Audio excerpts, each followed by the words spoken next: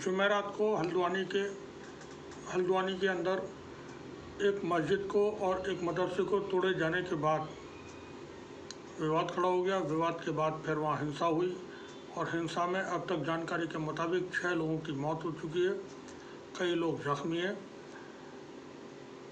Police प्रशासन ने वहाँ जो कार्रवाई की है उसमें 18 लोगों को नामजद किया और 5000 से ज़्यादा लोगों के खिलाफ अज्ञात में रिपोर्ट दर्ज की गई है।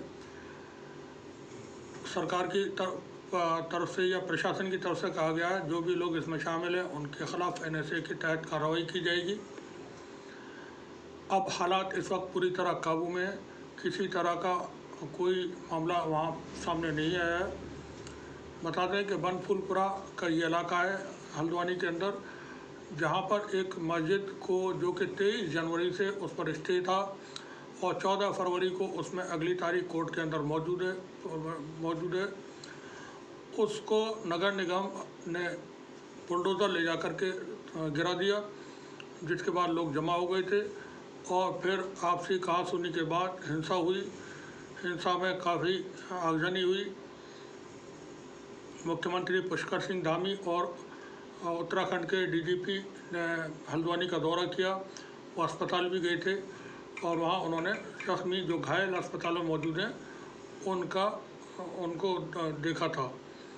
तो अब तक जो जानकारियाँ हैं वो ये कि अब पूरी तरह हालात नॉर्मल है, किसी तरह का कोई वहाँ बवाल नहीं है। कर्फ्यू कुछ इलाकों में लगा हुआ है, बनफूलपुरा के अंदर कर्फ्यू लगा हुआ है, बाहरी इलाकों से कर्फ्यू हटा लिया गया है और हो सकता है आज या कल में जहाँ भी कर्फ्यू है उसमें भी ढील दी जाए।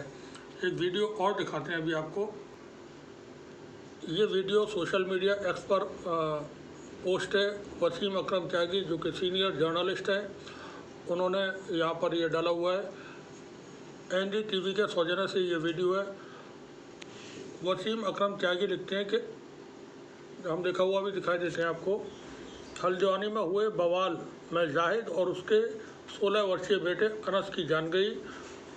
उसके परिजन आरिफ ने NDTV से कहा कि जाहिद और उसके बेटे अनस को पुलिस ने गोली मारी है। जाहिद मजदूरी करता था और उसका बेटा पढ़ाई करता था। यह वीडियो हम अभी आपको दिखाते हैं। अपनी पोस्ट में वसीम अकरम त्यागी ने जो लिखा है उसके बाद ये वीडियो आप देखें। ये NDTV से हासिल वीडियो है। बनफूलपुरा में हुए हिंसा में जाहिद और उनके बेटे अनस की मौत हो गई है। उनके ताऊ हैं अनस के, उनसे हम बात करते हैं। ये कैसे ये वाक़या हुआ? सर, ये दंगे चल रहे थे। हमारा भाई दुकान पे से आया था काम करते करते जो है उसके बच्चे को बच्चा है एक छोटा, उसकी लड़की का 1-2 महीने का होगा, तो उसके लिए दूध को तलाशने गया था, कहीं मिल जाएगा तो ठीक है। बच्चा ऊपर का दूध पीता हो तो वो आया इधर को, तो उसको पता नहीं था कि ऐसा हो रहा है। हमने जो दूध तो मैं ले जाऊँगा कहीं ना कहीं जरूर। अब जैसे वो आगे चौराहे में आया 17 नंबर के, तो उधर से उसका लड़का भी आवाज़ देता हुआ, लेकिन उसने भीड़ भाड़ में उसकी सुन नहीं पाया। तो इधर की डेयरी बंद थी, वही 17 नंबर चौराहे पर एक डेयरी है वो बंद थी, तो आगे को निकल गया। आगे की देखी तो आगे जाके जो है वो इधर को निकल गया। उसका लड़का जब तक चौराहे में आया तो इधर उसके लड़के के पुलिस वालों ने गोली मार दी, उधर उसकी मार दी जाहिद। यहाँ वो कह रहे हैं कि उसके लड़के को पुलिस वालों ने गोली मार दी। हाँ, अलग अलग थे, करीब 200-300 मीटर का फासला था। बस आवाज़ लगा रहा था, वो सुन नहीं पाया उसकी आवाज़। अच्छा, उनके पिताजी हाँ, वो सुन नहीं पाया। और ये जाहिद और अनस के बारे में बताइए, क्या काम?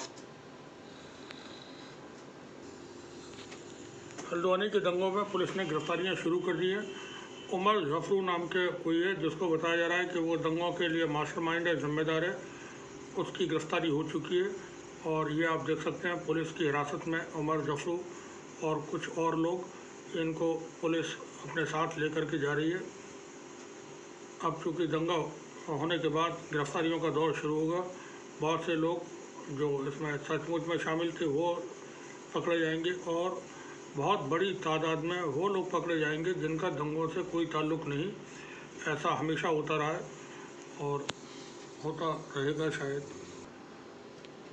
ये वो मशीन है जो हम आपको दिखा रहे हैं इस वक्त, इसको बुलडोज़र कहते हैं। और ये बुलडोज़र इस वक्त देश के अंदर इंसाफ का प्रतीक बन चुका है, कानून का प्रतीक बन चुका है। सारी चीज़ें इसी के इर्द गिर्द इस वक्त चल रही हैं। जहाँ भी कोई बात होती है तो बुलडोज़र पहले पहुँच जाता है। कानून अपना काम नहीं करता, उससे पहले बुलडोज़र का काम शुरू हो जाता है और लोगों के मकान वगैरह ढा दिए जाते हैं। तो ये मशीन जो है इस वक्त बहुत अहम रोल अदा कर रही है भारत के लोकतंत्र के अंदर। संविधान से देश चलता है, लेकिन बुलडोज़र से भी देश चलता है, ये आप देख सकते हैं। और बुलडोज़र ये बड़े काम की चीज़ साबित हो रहा है इस वक्त। और ये ताकत का प्रतीक बन चुका है। इसकी पहचान बहुत बड़े लेवल पर हो चुकी है। जो कट्टरपंथी समाज है उसमें ये एक सामान्य मशीन नहीं है, बल्कि ये भी एक हीरो की तरह है। जैसे हीरो बना दिए जाते हैं, तो ये भी इसकी भी बड़ी अहमियत हो चुकी है।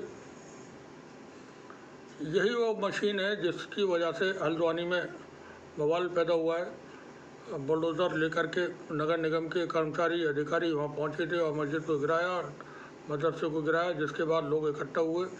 अब यहाँ पर जो जानकार हैं उनका कहना ये है कि ये सूचना तंत्र की, हल्द्वानी के या उत्तराखंड के जो तंत्र है, निगरानी तंत्र है, इंटेलिजेंस का तंत्र है, उसकी नाकामी है। साथ ही पुलिस की नाकामी भी बता रहे हैं लोग, क्योंकि अगर प्रशासन की नाकामी, नगर निगम प्रशासन की, अगर उनको कोई कार्रवाई करनी थी तो उससे पहले लोगों के साथ बैठ करके बातचीत कर लेना थी और आप जाते और फिर कोई कार्रवाई करते, कोई परेशानी वहाँ नहीं होती। लेकिन बिना किसी को सूचना दिए हुए, बिना कोई नोटिस दिए हुए बुलडोज़र लेकर के निगम के लोग पहुँचे और वहाँ जाकर के उन्होंने अपना काम शुरू कर दिया।